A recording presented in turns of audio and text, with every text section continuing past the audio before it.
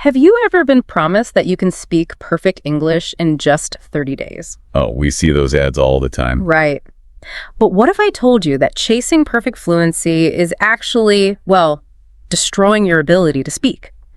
And what is the single biggest secret that separates those who completely freeze up in conversations from those who just speak effortlessly? Those are the exact questions we are tackling today. And honestly, the answers are going to completely change the way you approach your daily language practice. Completely change it. Yeah, we are going to deeply deconstruct the entire psychology of how you acquire a language as an adult.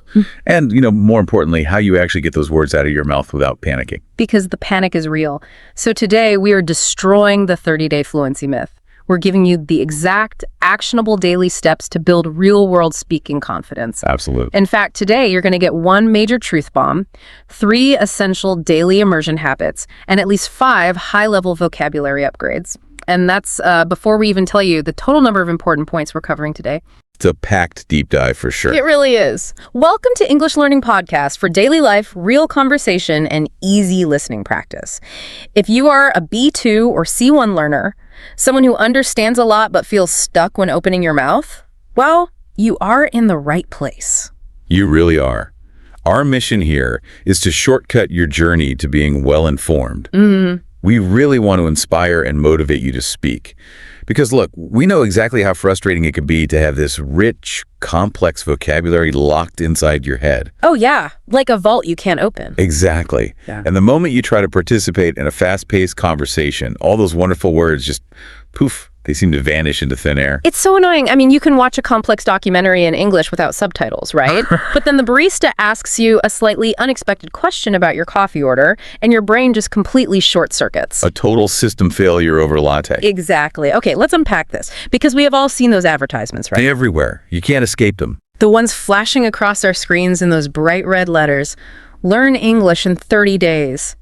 Master conversational fluency in 4 weeks. It is absolutely everywhere on every social media feed. Yeah, and we're about to expose the biggest lie in language learning. We are. But first, let's talk about a phrase you probably hear all the time when dealing with these kinds of, wild promises on the internet. Yes, because navigating the whole language learning world requires a really healthy dose of skepticism. It really does. There's a very common, very useful idiom in English that applies perfectly to this 30 days to perfect fluency bold claim. I know exactly which one you mean. Right. The idiom is, if something is too good to be true, it probably is. Oh, that is such a crucial phrase. It really is. For our B2 and C1 listeners, grasping the cultural weight of this phrase is just essential. You will hear it in corporate boardrooms, in casual cafes, basically everywhere in between. So when we say something is too good to be true, we mean that a situation or a product or an offer seems so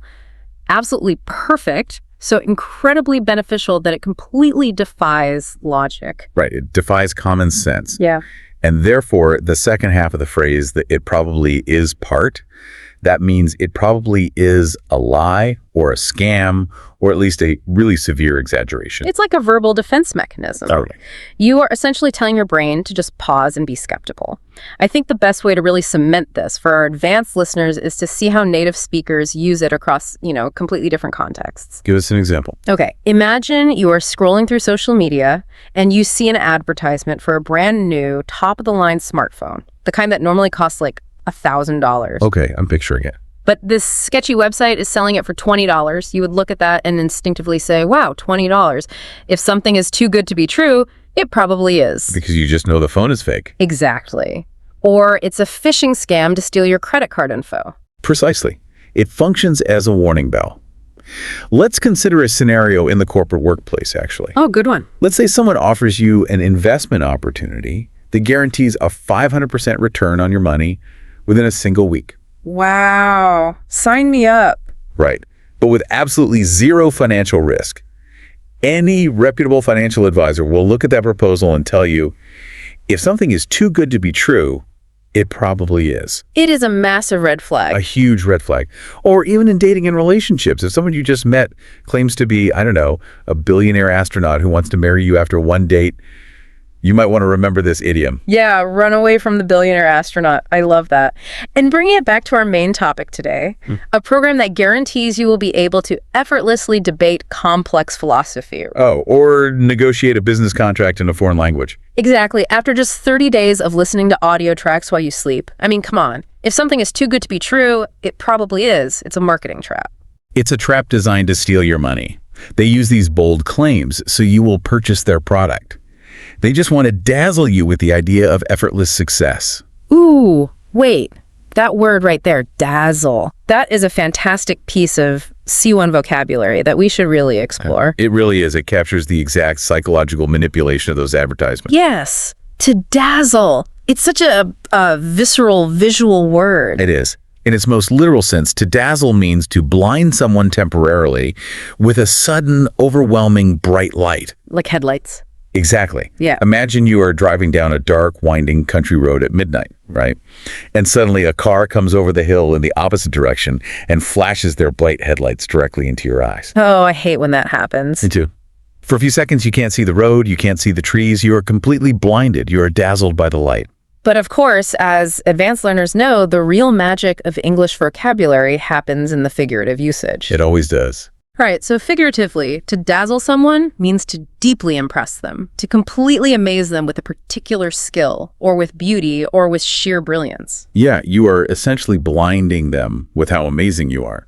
So much so that they can't see your flaws. Exactly. When a marketing company promises you fluency in 30 days, they're trying to dazzle you. They really are. They are shining such a bright light of hope and effortless success into your eyes that you become temporarily blind to the logical reality. The reality being that learning a language actually takes time and effort. Yeah. And ironically, dazzling people is exactly what the learner wants to do. Oh, that's so true. You want to dazzle native speakers with your amazing English skills. That's the dream sold to us. Imagine walking into a sophisticated dinner party in London or a high-stakes networking event in New York and just dazzling everyone with your perfect pronunciation, your witty jokes, your flawless grammar. We use it constantly in contexts of performance. You might read a review that says, "The young pianist dazzled the audience with her incredibly emotional performance." Or in a professional setting, he really dazzled the hiring manager with his innovative ideas for the company's future. It implies a level of execution that leaves people slightly shocked and very, very impressed. But this brings us to the profound danger of these 30-day programs. They promise you will dazzle everyone. They set your expectations astronomically high. Way too high. And when you inevitably realize on day 31 that you are still struggling to find the right preposition, or that you still freeze up when the phone rings, the disappointment isn't just mildly annoying. No, it is psychologically crushing. It really is. It makes people quit entirely. They think, Right. well, the program guaranteed 30 days. It's day 32 and I still stutter. Therefore, I must be broken. My brain just isn't wired for languages. That's heartbreaking. Yeah. Now, I know we are bursting some bubbles right now by exposing this myth, and I have to say, I'm not here to casually rain on your parade. Oh, which is another excellent, highly visual idiom for our B2 and C1 listeners. To rain on someone's parade. Let's paint the picture for this one, because the imagery is so perfect. Picture a beautiful, sunny afternoon in a small town. Okay. There is a massive parade happening. People are marching down the street. High school bands are playing upbeat music. There are colorful floats. Children are laughing. Everyone is in a fantastic, joyful mood. Exactly. And suddenly, without any warning, a massive dark thunderstorm rolls in and starts pouring freezing heavy rain all over the parade. The costumes are ruined. The instruments are wet.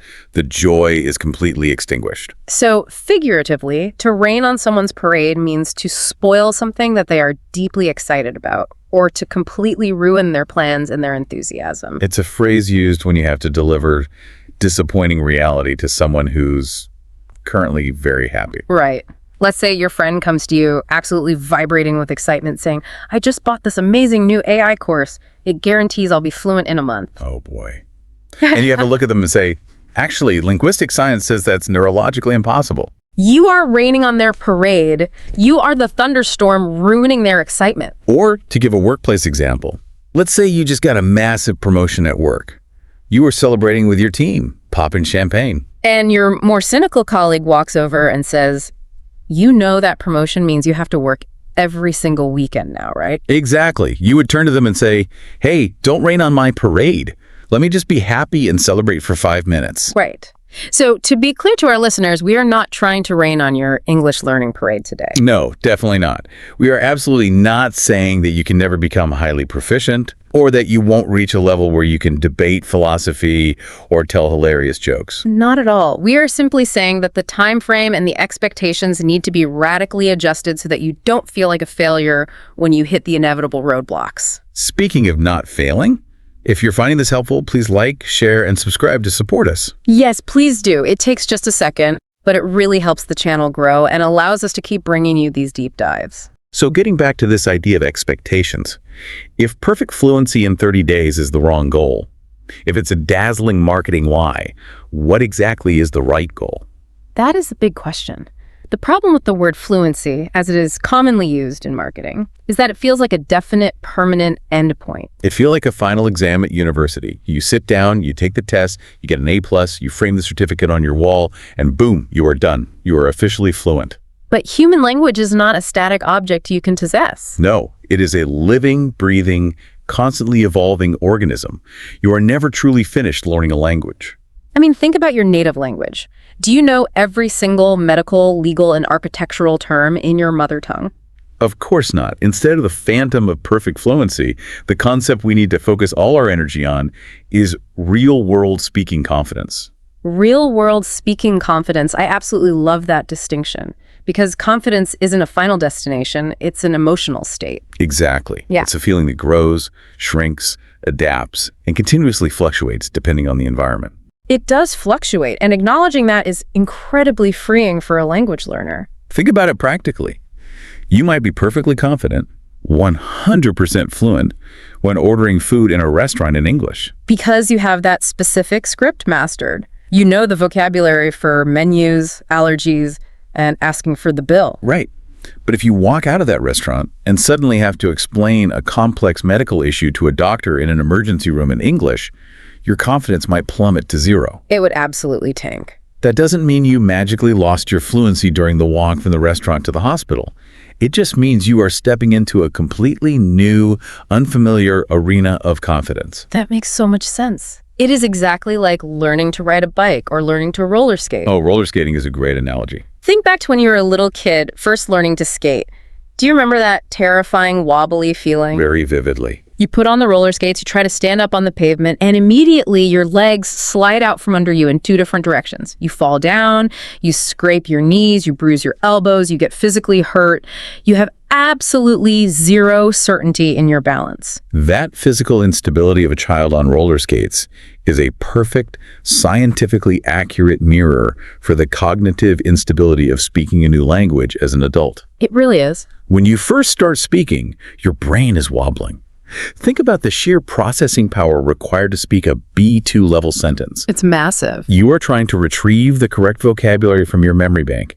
You are trying to apply abstract grammar rules about verb tenses and prepositions, and you are trying to coordinate your tongue and lips to produce foreign sounds, all at the exact same millisecond. While also listening to the other person's response. Yes, it is a massive cognitive load.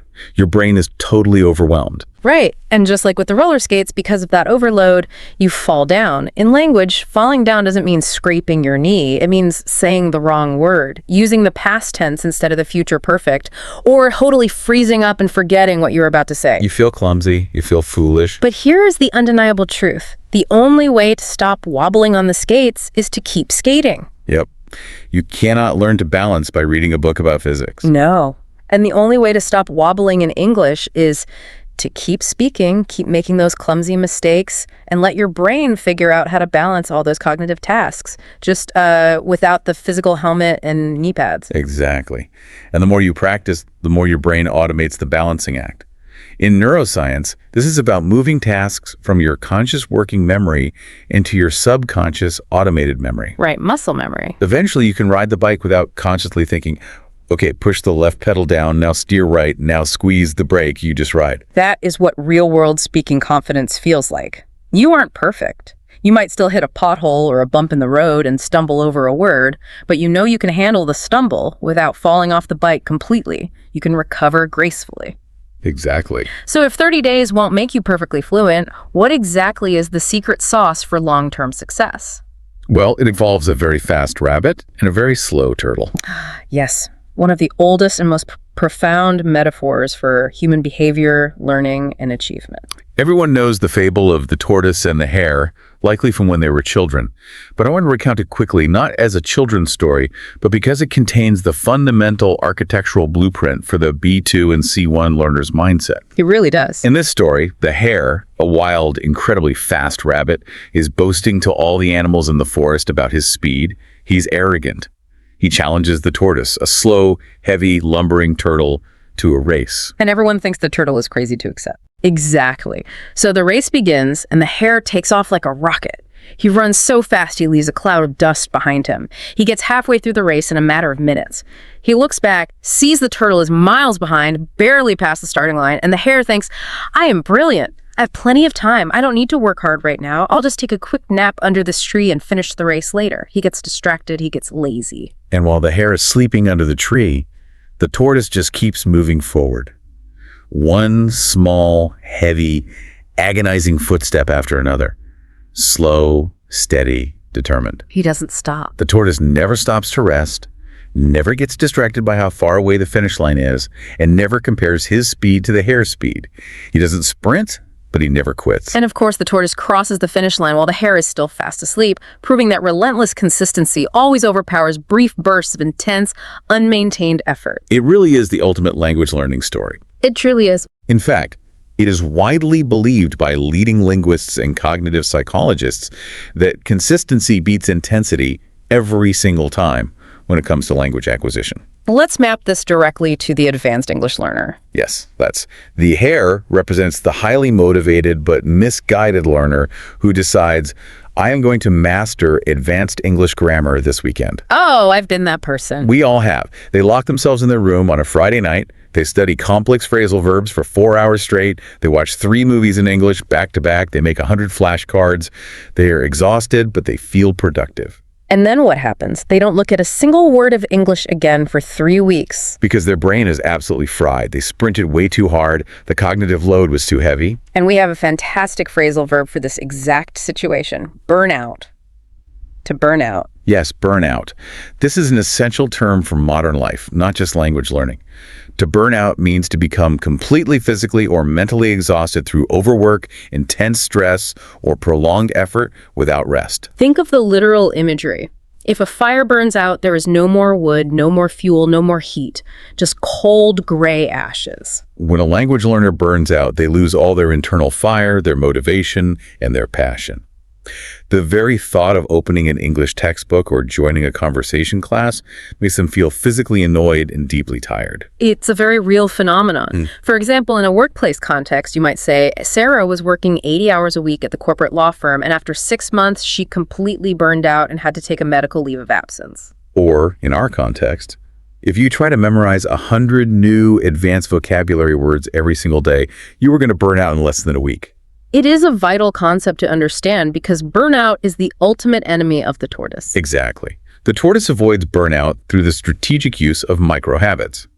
The tortoise learner doesn't study for 4 agonizing hours on Saturday. No, the tortoise learner studies for 15 minutes on Monday morning, 15 minutes on Tuesday afternoon, 15 minutes on Wednesday evening. 15 minutes doesn't feel like a heavy burden. It doesn't trigger the brain's resistance to hard work. It feels completely manageable. But over the course of a year, the tortoise has spent significantly more time engaged with the language than the hare.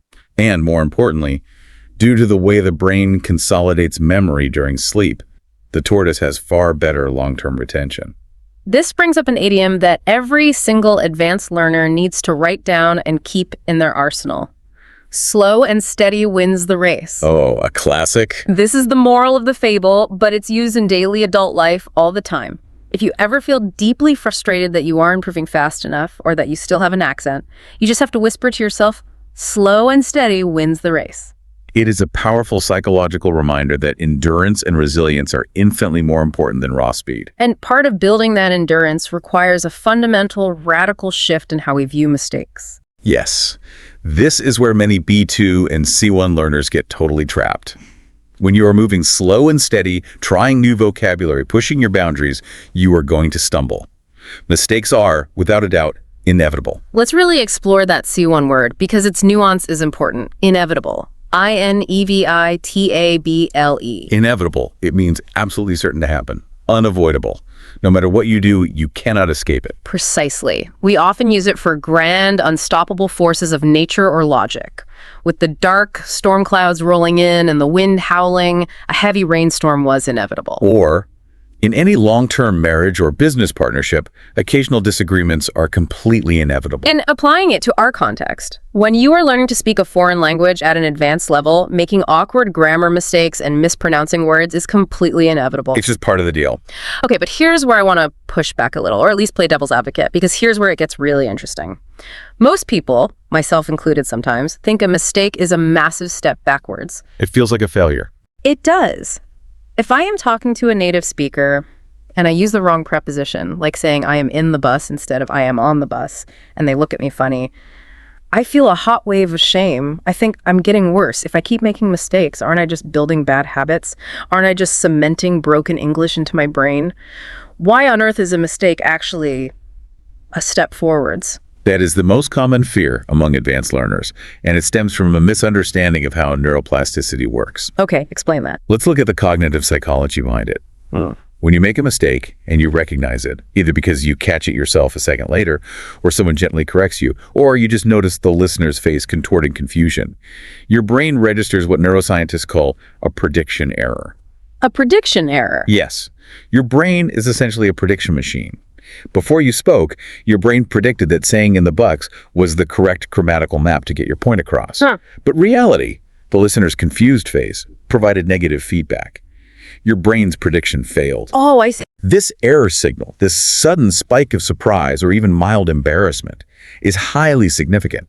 That emotional spike releases neuromodulators that actually trigger the brain to rewrite its neural pathways. Wait, really? Without the mistake, without the prediction error, the brain has absolutely no biological incentive to update its internal grammar rules. The mistake literally highlights the boundary of your current knowledge. Every single time you make an error, recognize it and adjust, you are paving a stronger, faster neurological road for next time. Wow. Okay, let me make sure I'm getting this. The mistake isn't a sign of failure. The mistake is the literal biological mechanism of growth. Without it, your brain just stays lazy. Exactly. If you only ever say things you are 100% sure of, if you only use the safe A2 level vocabulary you mastered 5 years ago, you are saying safely inside your comfort zone. You might sound perfectly accurate, but absolutely zero growth is occurring. You are stagnant. You have to embrace the inevitability of errors as the fuel for your progress.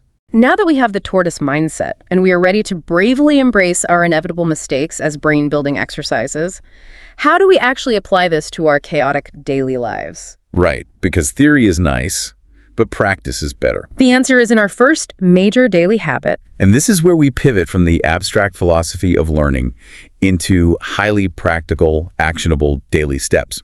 We mentioned earlier that 30 days is not enough time to become flawlessly fluent. However, in behavioral psychology, 30 days is the scientifically proven sweet spot for habit building. Okay, so we use the 30 days differently. We're not using that 30-day window to finish learning the language. We are using it to completely automate the daily process of learning, so it no longer requires willpower. Yes. Habit number 1, scheduling realistic time. And habit number 2, home immersion. Let's start with scheduling. We established that the 4-hour weekend study session leads to immediate burnout. So we are aiming for the tortoise approach, 15 to 30 minutes daily. But the trick isn't just writing study English on a to-do list and hoping you find the time. We all know how that ends. The day gets busy and you skip it. Every time. The real trick is connecting the English practice to things you already do every single day without fail.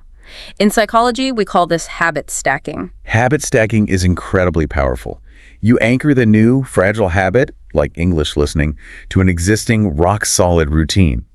Let's look at a very common B2C1 vocabulary word related to daily routines that is perfect for this. Commute. To commute, or as a noun, The commute. Your commute is the regular, often daily journey you make between your home and your place of work or study. If you take a crowded subway train for 45 minutes every morning to get to the downtown office, that is your commute. Or if you drive in heavy highway traffic for an hour each way, that is your daily commute. And culturally, people love to complain about their commute. It is seen as wasted, stressful time. But for an advanced language learner, a commute is an absolute goldmine of trapped time. It really is. If you are sitting on a train or driving a car, your hands and your eyes might be busy navigating, but your ears and your cognitive processing are completely free. This is the perfect daily block of time to set aside for English. Let's quickly define set aside, because that's an important phrasal verb in time management. To set aside means to reserve or allocate something for a specific, dedicated purpose. Like setting money aside. Right. You can set aside a portion of your monthly paycheck for a summer vacation, or you can set aside 20 minutes every single morning before breakfast for English listening practice. You are protecting that time or that resource from being used for anything else. So if you have a daily commute, you set aside that specific time to listen to a podcast completely in English. You stack the habit. When I start the car engine, I hit play on the English podcast. It's automatic. But what if you work from home and don't have a commute? You look for other mindless, automated daily chores. Cooking dinner, folding the laundry, taking the dog for a 30-minute walk around the neighborhood.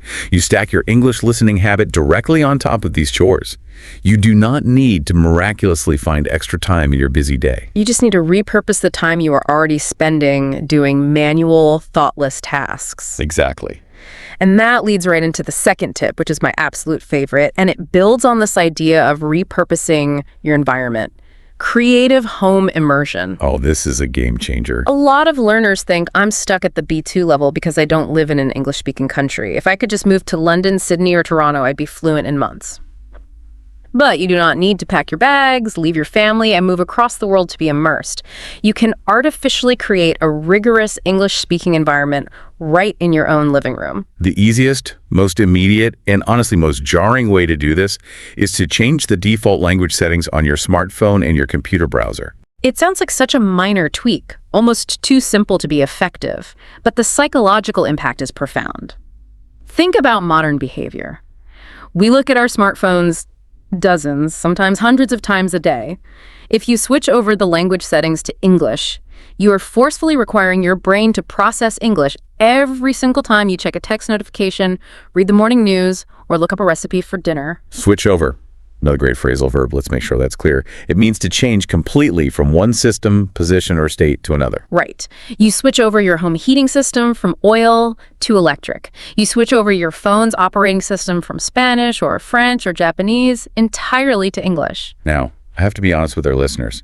The first 2 or 3 days after you switch over, I guarantee you it will be incredibly frustrating. Oh, you will hate it. You will be trying to find your alarm clock settings or your privacy controls, and you won't know the specific technical word. You'll feel lost on your own phone. And that feeling of being lost is exactly the point. That micro-frustration is what forces the vocabulary to stick in your long-term memory. It creates an immediate, real-world necessity for the vocabulary. It is no longer abstract textbook learning where you memorize a list of tech terms for a quiz. It is daily survival, albeit on a micro scale. You absolutely need to know what settings, brightness, notifications, privacy, and location services mean in English right now, or you can't use your device. The brain prioritizes information that is essential for survival and navigation. Beyond the digital world of the phone, there is the physical world of your house. I am so excited to share this next tactic because it takes a classic beginner tip and radically upgrades it for B2 and C1 learners. It's the sticky note strategy. I love this one. Beginners are often told to put a sticky note on their refrigerator that says fridge, or on the front door that says door. That is perfectly fine for A1 learners who just need basic nouns, but you guys are advanced. Single words on sticky notes are practically useless for you. You need context, you need syntax, you need complex grammar. Precisely. At the upper intermediate and advanced levels, vocabulary does not exist in a vacuum. Knowing the word fridge doesn't help you construct a sentence about it. Vocabulary exists in collocations, words that naturally go together, and within specific sentence structures. So if you are utilizing the sticky note strategy in your kitchen, you do not write fridge. You write a full, natural, complex sentence. For example, the cold milk is always kept on the top shelf of the fridge so it doesn't spoil. Or you stick a note on your bathroom mirror that says, I need to wipe the condensation off the mirror after taking a hot shower. Yes. I love the word condensation there. You are embedding the high-level vocabulary into a practical narrative. When you wake up, walk into your kitchen to make coffee, and see that note on the fridge, your brain doesn't just process a single noun. It processes prepositions, articles, conditional ideas, and verb conjugations. It forces your brain to switch over to an English mindset before you've even had your breakfast. You are literally surrounding yourself with the mechanics of the language. And speaking of surrounding yourself, we can't forget about leisure activities. If you want to immerse yourself, you need to change how you relax, specifically reading books and watching cartoons. Now, many advanced learners feel a sense of pride, and they feel embarrassed to read children's books or watch animated cartoons. They think, I'm a business professional, reading a kid's book is beneath my intellectual level. But from a purely linguistic and neurological standpoint, these mediums are incredibly valuable tools. Cartoons, for instance, are designed to hold the attention of easily distracted audiences. They rely heavily on visual context, extremely clear and often exaggerated pronunciation, and highly expressive emotional reactions. This makes it infinitely easier for the adult brain to acquire complex, idiomatic phrases naturally because the visual cue perfectly matches the audio cue. And reading beginner books or young adult fiction is the same. If you try to read Shakespeare or a dense political history book in English, you're going to stop every 3 sentences to check a dictionary. You will burn out. But young adult fiction allows you to read at a fast, continuous pace. It builds reading fluency, it exposes you to natural dialogue, and it builds immense confidence because you are actually finishing chapters. You've changed your phone, you've labeled your house, you're reading fun books. But what do you do when you actually have to open your mouth and speak? Don't panic, we have the cure for stage fright coming up next. This transition from reading to speaking is the critical threshold where most learners fail. Everything we've discussed so far, listening to podcasts during your commute, reading young adult books, changing your phone settings, looking at sticky notes, these are all fundamentally receptive skills. Right. They build what linguists call head knowledge. You understand the grammar rules logically, you know the definitions of the vocabulary, you can perfectly comprehend what is being said to you. But knowing the physics of how a guitar works is very, very different from having the physical calluses on your fingers to actually play the guitar. Exactly. Listening and reading build the intellectual knowledge, but speaking requires physical, biological coordination. You have to train the literal muscles in your face, your tongue, your lips, your jaw, your vocal cords, and even your breathing patterns to produce sounds and rhythms that literally do not exist in your native language. If you don't practice the physical, muscular act of speaking, that head knowledge stays permanently locked inside your brain. But of course, the moment most learners try to use those muscles in a real conversation, they're hit with a massive, paralyzing wave of stage fright. Stage fright. It is a very descriptive, empathetic term. It usually refers to the intense psychological anxiety and physical nervousness an actor, a public speaker, or a musician feels in the minutes right before stepping out onto a stage in front of a large, expectant audience.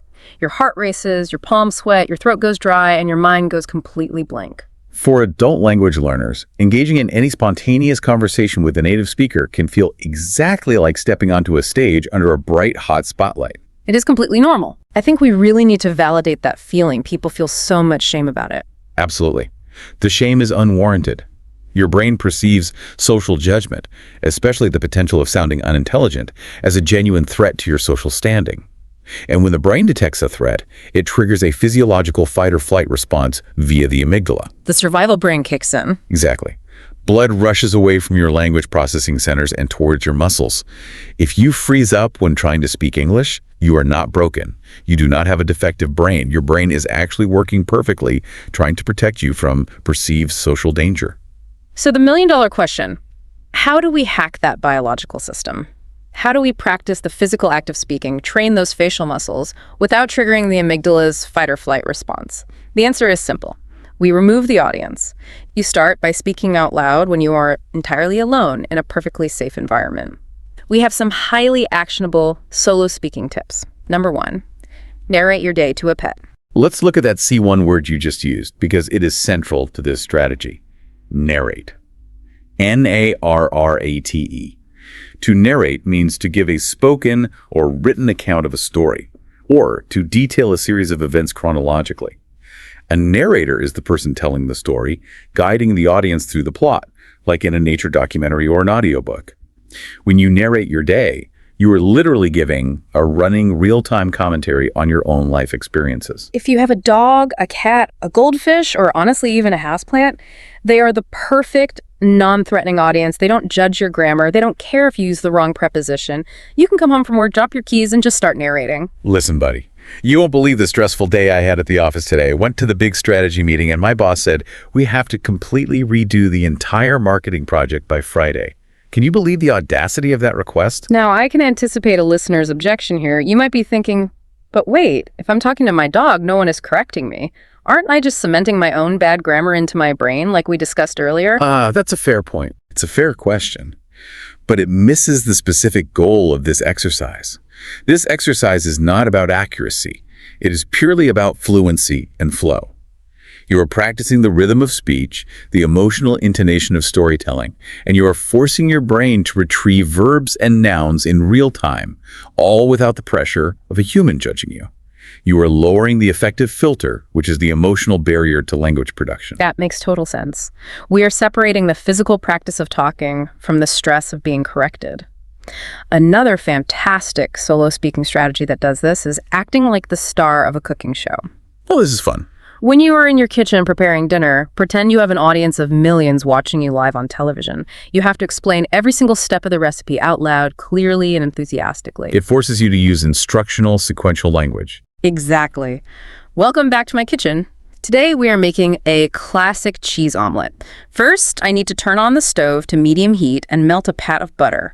Now I need to crack 3 fresh eggs into this glass bowl, add a splash of milk, and whisk them vigorously until they are frothy. Next, I need to chop up some sharp cheddar cheese and dice half a white onion. Let's grab that phrasal verb you just naturally used in your cooking show, chop up. To chop up means to cut something into small, often irregular pieces, usually using a sharp knife or an axe. You chop up vegetables for a stew, or you chop up wood for a fire. It's a very common, highly practical daily life verb. By physically performing the action while simultaneously saying the phrase chop up in your imaginary cooking show, you are deeply solidifying your active vocabulary through physical association. And look, if your family or your roommates walk into the kitchen and look at you like you are completely crazy, just point at them and say, I'm doing my daily English practice. Please don't interrupt my live broadcast. It's supposed to be fun, slightly silly, and lighthearted. Taking the intense seriousness out of language learning is half the battle. Now, moving from silly to highly focused, the expert level solo practice is recording your own voice. This one makes people very, very uncomfortable. But it is arguably the most effective tool for self-correction. Most of us absolutely hate the sound of our own recorded voice in our native language. We cringe when we hear it. Hearing it in a second language where we can hear all our own mistakes and our thick accent is even worse. But recording yourself serves a vital transformative purpose. It allows you to practice an advanced linguistic technique called shadowing. Shadowing. Let's explain how this works. Shadowing is when you take a short audio clip of a native speaker, maybe a minute of a podcast or a scene from a movie, and you listen to it. Then you try to imitate their pronunciation, their specific rhythm, their pauses, and their intonation exactly. You try to speak almost at the exact same time as them, following right behind their voice, like a vocal shadow. Then, the crucial step. You record yourself saying the same phrase without the audio, and you play it back to compare. The crucial psychological point here, and the only way to defeat the anxiety of hearing yourself, is to realize that this recording is entirely 100% private. You are not broadcasting this.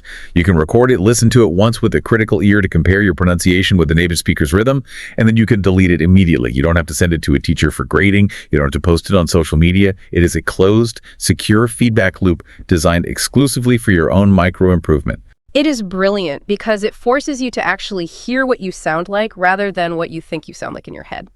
So, we've talked about narrating to pets, hosting imaginary cooking shows, and shadowing native speakers. Let's put some of this into practice right now. Let's do something highly interactive for the listeners. We are going to do a quick role play exercise about weather small talk. Now, you might ask, why the weather? Yeah. Why such a boring topic? Because talking about the weather is the universal, safe, culturally accepted topic of conversation everywhere in the English-speaking world.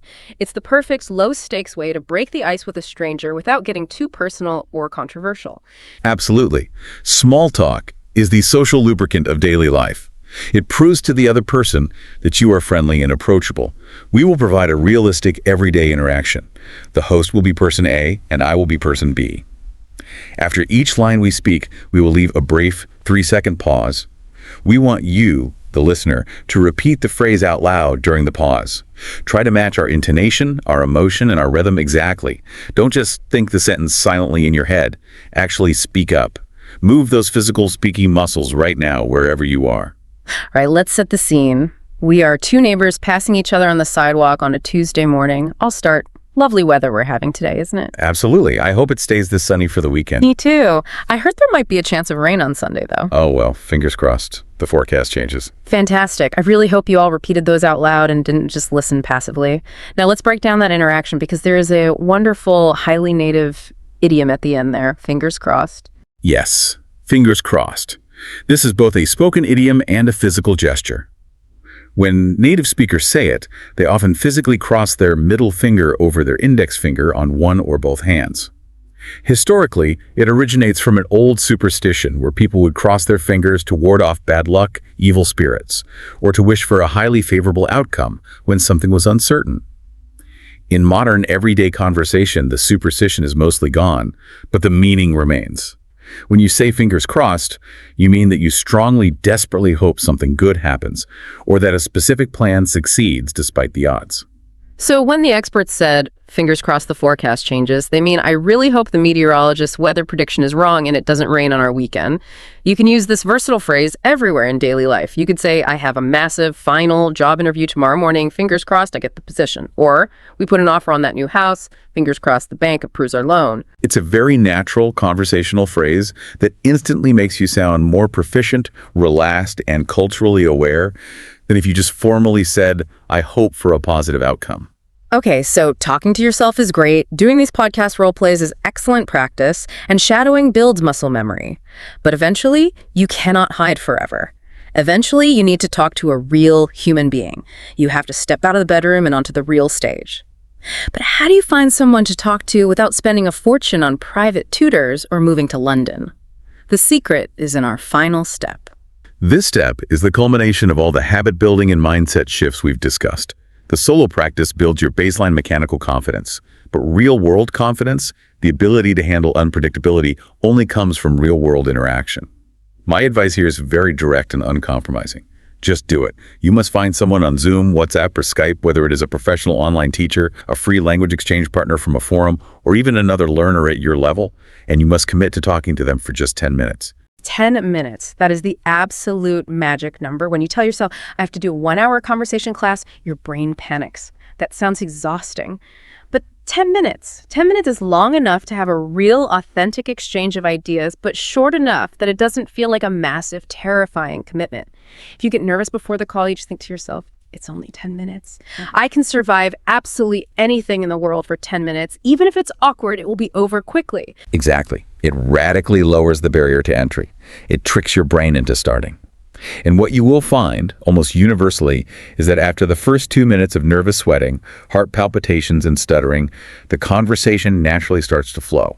The amygdala calms down. You realize that the other person on the screen is just a human being, not a monster waiting to grade you.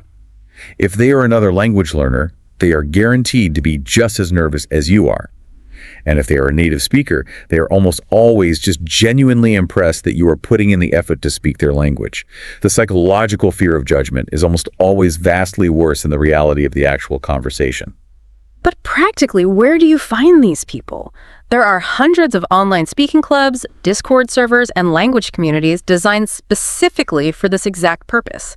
And you don't have to sign a scary, expensive yearly contract to try them out. Many of these digital communities offer trial memberships for as little as $5. It's the price of a cup of coffee to jump into a group call and see if the community is a good fit. A good fit is a great descriptive phrase. It means that something suits your specific needs, your personality, or your schedule perfectly. Just like trying on a new pair of shoes at the store to see if they're a good fit for your feet, you try out a conversation group to see if the atmosphere is supportive, if the conversation level is appropriate for your B2 and C1 skills, and most importantly, if you actually enjoy talking to the people there. And if you pay the $5, join a trial, and you realize you don't like the group, you just click a button and cancel. It is easy peasy. Let's quickly explain that one for our listeners because it's so common. Easy peasy. It's a very informal, fun, slightly childish idiom, but adults use it playfully all the time. The full rhyme, mostly used by children on playgrounds, but commonly used by adults to lighten the mood, is easy peasy, lemon squeezy. It just means something is extremely simple, straightforward, and requires very little mental or physical effort. Canceling a $5 digital trial online, easy peasy. Finding 10 minutes a day to speak, easy peasy. Using informal, playful idioms like easy peasy actually serves a psychological purpose. It helps break down the rigid, overly academic wall that many advanced learners build around themselves. It reminds you that language is a tool for human connection, and it's meant to be playful. So let's summarize the journey we've taken today. We've discussed the myth of the 30-day sprint, the neuroscience of the tortoise mindset, realistic scheduling via habit stacking, creative home immersion, solo speaking strategies to bypass the amygdala, and finally, stepping out into real, low-stakes conversations. So what does this all mean for you, the listener? If we connect this to the bigger picture, it means you have the absolute power to create your own immersion environment, no matter where you live on Earth. You do not need to wait for the perfect, expensive opportunity to travel abroad. You can construct a daily lifestyle that systematically forces you to engage with English every single day. I really hope this deep dive has been able to impart some genuine courage to you today. And impart is a beautiful C1 level word to highlight here as we bring things together. To impart means to bestow, to communicate, or to pass on information, knowledge, or specific feeling to someone else. Yes, it implies a transfer of something valuable. A dedicated teacher imparts complex knowledge to their students. A wise, experienced grandparent imparts life wisdom to their grandchildren. We sincerely hope that through this long discussion, we have been able to impart a deep sense of courage and motivation to you. You now have the practical tools, you understand the underlying psychology and neuroscience of the tortoise mindset, and you know definitively that the 30-day perfect fluency myth is just dazzling marketing noise designed to take your money. We've covered a massive amount of ground today, but do not leave just yet.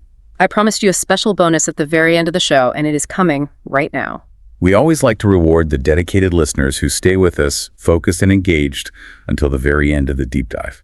Here is your bonus tip, and it is a game changer. We talked earlier about recording your private voice to practice shadowing, but here is an advanced, highly targeted twist to supercharge that solo practice. When you record your voice, don't just speak randomly about your day. Take a short, well-written paragraph from your absolute favorite English book, a novel, a biography, whatever genre you genuinely enjoy, and read it out loud into your phone's recording app. Then listen back to it. But here is the critical rule. You are not allowed to criticize everything. You cannot beat yourself up over your accent. You must listen and find just one word, just a single solitary word that you want to pronounce slightly better tomorrow. Maybe you stumbled awkwardly over the sound in the word all bit, or you put the wrong syllable stress on the word photograph. Identify that one single word, practice saying it correctly 3 or 4 times, and then put the phone away.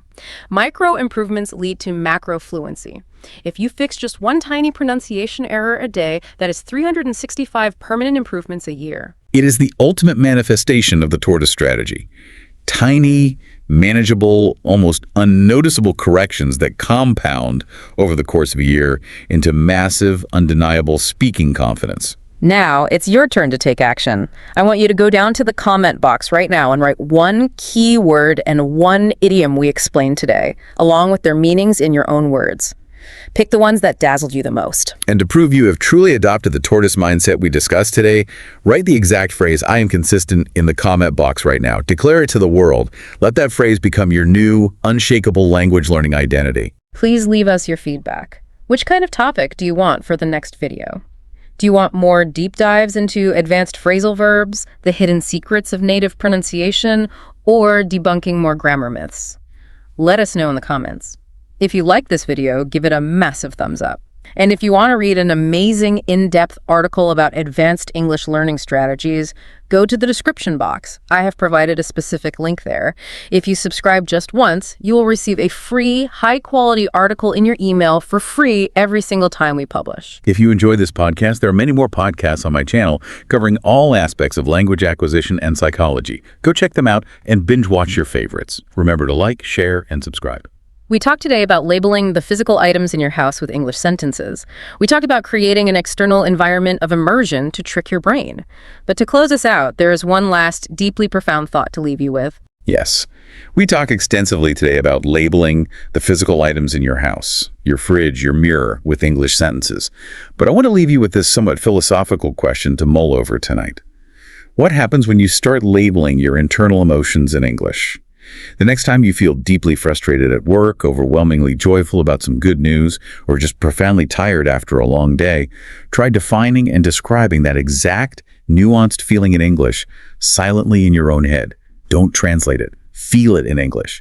Because when your inner private voice switches languages and gets comfortable in that space, your outer public voice becomes truly fearless. What a powerful place to end. The journey to perfect fluency might be a myth, but the path to unshakable real-world confidence is slow, steady, and entirely within your control. Keep practicing, keep making those beautiful, inevitable mistakes, and we will see you on the next deep dive.